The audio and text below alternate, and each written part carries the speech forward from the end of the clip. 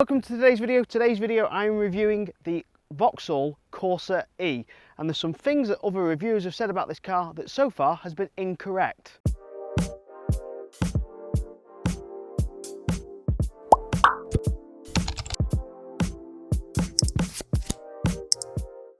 The battery in this car is a 50 kilowatt hour usable battery, with the batteries, like I said, spaced all around the car, but its usable capacity is only 45 kilowatt hours.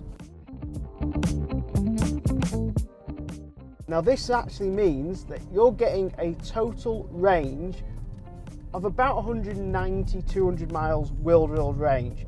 If you're going to be going on a motorway, you're going to be seeing more like 170.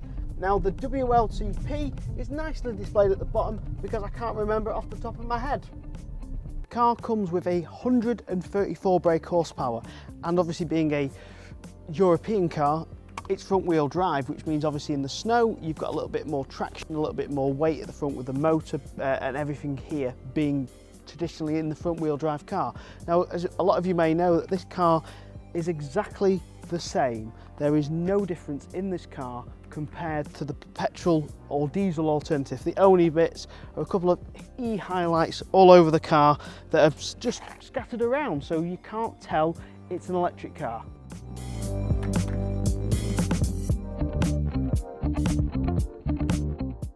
What's nice about the Vauxhall is they can have two options. You can either have factory paint on the top of the roof, or you can have what Luke's had on here, which is absolutely stunning, a black roof, and it's metallic black, it's shiny as hell, and it looks a lot better because it finishes the car if it just changes the styling design. And this is what I wish other manufacturers would do, allow you just to customize the car paint option just a little bit more. The Corsa-E has an advantage over a lot of electric cars, and that is it's got very fast rapid charging, and the reason for this is it's got 100 kilowatt charging, and the reason it can do 100 kilowatt charging is, unlike other manufacturers, say a Nissan company, they actually have thermally cooled batteries. Now, unlike the Renault, which just blows a bit of cold air over the batteries, this actually has a liquid cooled battery, and that's why it can sustain quite high charge speeds for quite long lengths of time. So the 0 to 60 in this car is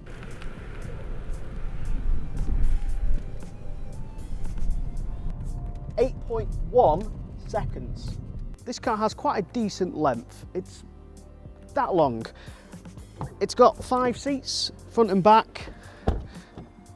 Now the seating position is quite low, so if you have a bad hip or you don't like low down cars, then it's probably not for you. It's size-wise about the same size as a Zoe. The front passengers, again, about the same size as a Zoe. Rear passengers feels a little bit smaller than a Renault Zoe, but we're talking marginally. But the seats means that if you're sat in the back, the passengers have a little bit more leg room under the seat. In fact, I'll show you.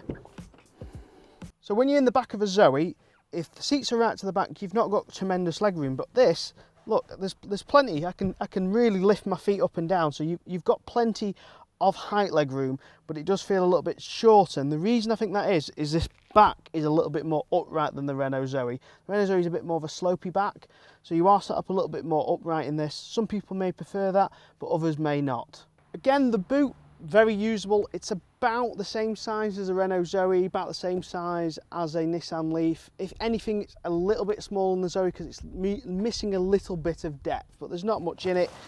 There's quite some room under here where spare tyres would normally go, but all you've got here is an emergency foam kit. There's nowhere really to put the cable, bit like the Renault Zoe, so Luke has got it in the back of here.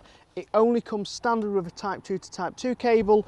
Granny cable is extra, but if you're buying one of these new, they do throw in a free home charger. I hope you've enjoyed my Vauxhall Corsa-E review. There's a 5 pros and 5 cons video which will be released in the coming weeks. Make sure you check that out. Make sure you check out my other videos and check out my subscribe and Patreon videos here. Thank you very much, and I'll see you again next week. Goodbye.